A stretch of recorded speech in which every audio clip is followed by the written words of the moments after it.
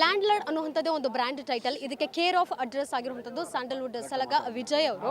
So Vijay ಅವರು ಇವತ್ತು ನಮ್ಮೊಟ್ಟಿಗೆ ಇರುವಂಥದ್ದು. ಸರ್, ನಿಮ್ಮ ಮಾತಕ್ಕಿಂತ ಹೆಚ್ಚಾಗಿ ಅಭಿಮಾನಿಗಳ ಮಾತೇ ಈಗ ನಿಮಗೆ ಪುಷ್ಟಿ ನೀಡ್ತಾ ಇದೆ. ಅಮ್ಮ ಖಂಡಿತವಾಗ್ಲೂ ಅಂದರೆ ಇವರೆಲ್ಲ ವಿದ್ಯಾವಂತರಲ್ಲಮ್ಮ, ಹಂಗಾಗಿ ಖುಷಿ ಅಲ್ಲಪ್ಪ. ನಾನು ಅದೇ ಹೇಳಿದೆ, ನನಗಿನ್ನ ಹೆಚ್ಚಿಗೆ ಓದ್ಕೊಂಡಿದ್ದೀರ, ನಂಗೆ ಮಾತಾಡೋಕ್ಕೆ ಬರಲ್ಲಪ್ಪ ನಿಮ್ಮ ಮುಂದೆ ಅಂತ.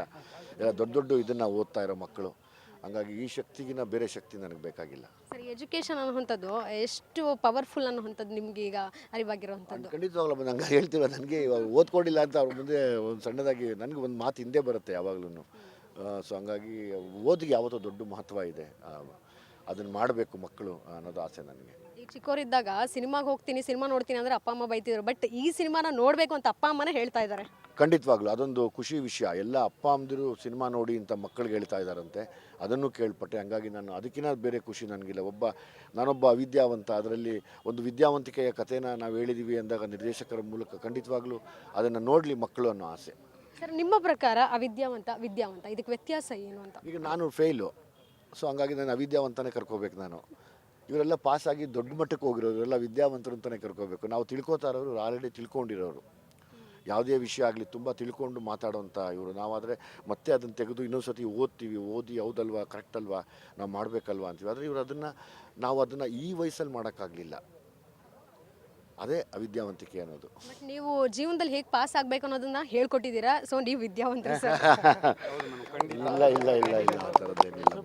ಸರ್, ಇದರ ನಡುವೆ ಈ ಲ್ಯಾಂಡ್ ಲಾರ್ಡ್ ಅನ್ನುವಂಥದ್ದು ನೀವು ಬೆಂಗಳೂರಿಗೆ ಬಂದಾಗ ಆ ಒಂದು ಆಸೆ ಇತ್ತ ನಿಮಗೆ, ಒಂದು ಲ್ಯಾಂಡ್ ತಗೋಬೇಕು, ಲ್ಯಾಂಡ್ ಲಾರ್ಡ್ ಆಗಬೇಕು? ಎಲ್ರಿಗೂ ಆಸೆ ಇರುತ್ತಲ್ಲಮ್ಮ, ಯಾರಿಗಿರೋದಿಲ್ಲ?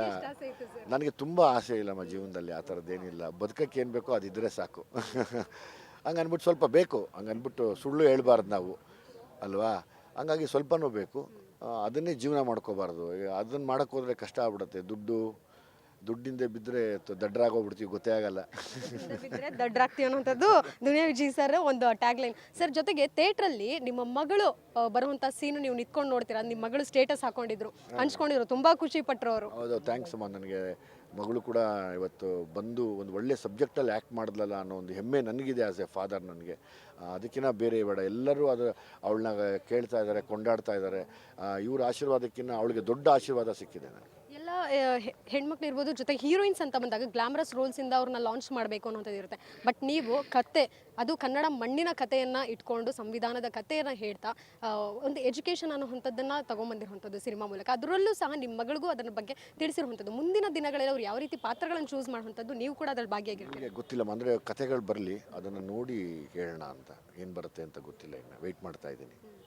ಸರಿ, ಇದು ಚಿಕ್ಕದಾಗಿ ಎಲ್ಲೋ ಜೈ ಭೀಮ್ ಅನ್ನುವಂಥದ್ದು ನೀವು ಹೇಳಿದ್ರಿ, ಎಲ್ಲೋ ರಾಜಕೀಯಕ್ಕೆ ಬರೋಕ್ಕೋಸ್ಕರ ಈ ಥರ ಪ್ಲಾನ್ ಮಾಡ್ತಿದ್ದಾರೆ ಹೇಗೆ? ಇಲ್ಲಮ್ಮ, ನನಗೆ ಖಂಡಿತವಾಗ್ಲೂ ನಿಮಗಿಲ್ಲ ಸರ್, ಬಟ್ ಚರ್ಚೆ ಆಗ್ತಾ ಅವರ ಕ್ರಿಯೇಟಿವಿಟಿ ತುಂಬ ಚೆನ್ನಾಗಿದೆ ಆ ಥರದ್ದು. ಬಟ್ ನನಗೆ ಅಷ್ಟೊಂದು ಕ್ರಿಯೇಟಿವ್ ಆಗಿರೋಕ್ಕೆ ಬರಲ್ಲ ನನಗೆ ಬೇಡ, ಸತ್ಯವಾಗ್ಲೂ ಬೇಡ.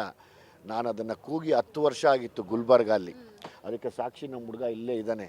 10 ವರ್ಷದಿಂದ ನಮ್ಮ ಹನುಮಂತ್ ಎಲ್ಸಂಗಿ ಅಂತೇಳಿ ವಕೀಲರಿದ್ದಾರೆ ಗುಲ್ಬರ್ಗಲ್ಲಿ. ಅವ್ರು ನನಗಿದ್ರ ಅರಿವು ಮೂಡಿಸಿ ಕೂಗಿಸಿದ 10 ವರ್ಷದ ಮುಂಚೆ. ಅವ್ರು ಸಿಕ್ಕಿದಾಗೆಲ್ಲ ಇದೇ ಮಾತಾಡ್ತಾ ಇದ್ವಿ. ಇವತ್ತೆಲ್ಲರೂ ದನಿ ಆದಾಗ ನಾನು ಅವರೊಟ್ಟಿಗೆ ಸರಿ ನಾನು ಒಂದು ದನಿ ಆಗ್ತೀನಿ. ತಪ್ಪೇನೀಗ? ಅದ್ರಲ್ಲಿ ತಪ್ಪೇನಿದೆ? ಹೌದು, ಅವರಿಗೆ ರಾಜಕೀಯ ಅಂದ್ರೆ ಅಲರ್ಜಿನ? ಇಲ್ಲಮ್ಮ, ನನಗೆ ಬೇಡ, ಸತ್ಯವಾಗ್ಲೂ ಬೇಡ ಅದು ನನಗೆ. ನಾನು ರಾಜಕೀಯದ ಬಗ್ಗೆ ಯಾವತ್ತೂ ಯೋಚನೆ ಮಾಡಿದ್ರೆ ನನಗೆ ಬೇಕು. ನನಗೆ ಸಿನಿಮಾ ಸಾಕು. ನನಗೆ ಸಿನಿಮಾ ಮೂಲಕ ಮಾಡೋಣ. ನಮ್ಗೇನು ಕ್ಷೇತ್ರ ದೇವ್ರು ಕೊಟ್ಟಿದ್ದಾನೋ ಅದನ್ನು ನಡ್ಸ್ಕೊಂಡು ಹೋದರೆ ಸಾಕು. ಗೊತ್ತಿಲ್ಲದಿರೋ ಕ್ಷೇತ್ರಕ್ಕೆ ಹೋಗಿ LBW ಆಗೋದು ಬೇಡ.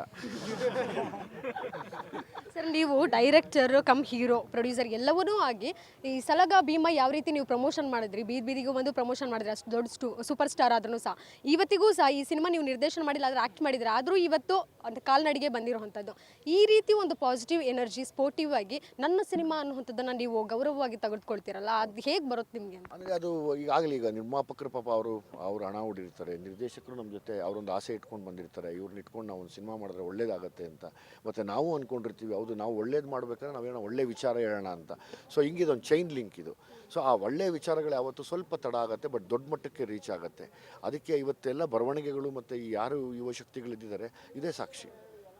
ಕೊನೆಯದಾಗಿ ನಿಮ್ಮ ನೆಕ್ಸ್ಟ್ ಪ್ರಾಜೆಕ್ಟ್ ಸ್ಲಮ್ ಡಾಗ್ ಬರ್ತಾ ಇರುವಂಥದ್ದು, ಪೂರಿ ಜಗನ್ನಾಥ್ ಅವ್ರ ಡೈರೆಕ್ಷನ್, ಪೋಸ್ಟರ್ ಕೂಡ ರಿಲೀಸ್ ಮಾಡಿದ್ದಾರೆ, ಏನು ಹೇಳ್ತೀರಿ? ವಿಜಯ್ ಸೇತುಪತಿ ಸಾರು ನಾನು ಮಾಡಿರೋಂಥ ಅವರು ಒಟ್ಟಿಗೆ ಮಾಡಿರೋಂಥ ಸಿನಿಮಾ. ಇದನ್ನು ಆದಷ್ಟು ಜಲ್ದಿ ರಿಲೀಸ್ ಆಗುತ್ತೆ. ಚೆನ್ನಾಗಿದೆ, ನೋಡಿ. ಅದು ಸ್ಯಾಂಡಲ್ವುಡ್ ಹೀರೋ ಆದರೆ ಬೇರೆ ಭಾಷೆಯಲ್ಲಿ ವಿಲನ್ ಆಗಿದ್ದೀರಾ? ಇಲ್ಲಿ ಒಳ್ಳೆಯವನಾಗಿದ್ದರೆ ತುಂಬ ಕಷ್ಟ, ಕೆಲವ್ರು ಕೆಟ್ಟವನಾಗೂ ಇರಬೇಕು, ಒಳ್ಳೆಯವನಾಗೂ ಇರಬೇಕು, ಅವಾಗಲೇ ಸರಿ ಹೋಗೋದು ಅದು. Yes, thank you sir. So ಇದಿಷ್ಟು ನಟ ವಿಜಯ್ ಅವರ ಮಾತಾಗಿತ್ತು. ಕ್ಯಾಮ್ರಾ ಪರ್ಸನ್ ರವಿ ಜೊತೆಗೆ ಕೀರ್ತಿ ಪಾಟೀಲ್, ಗ್ಯಾಡ್ಜಿ ನ್ಯೂಸ್, ಬೆಂಗಳೂರು. ಗ್ಯಾರಂಟಿ ನ್ಯೂಸ್, ಸುದ್ದಿ ಖಚಿತ, ನ್ಯಾಯ ನಿಶ್ಚಿತ.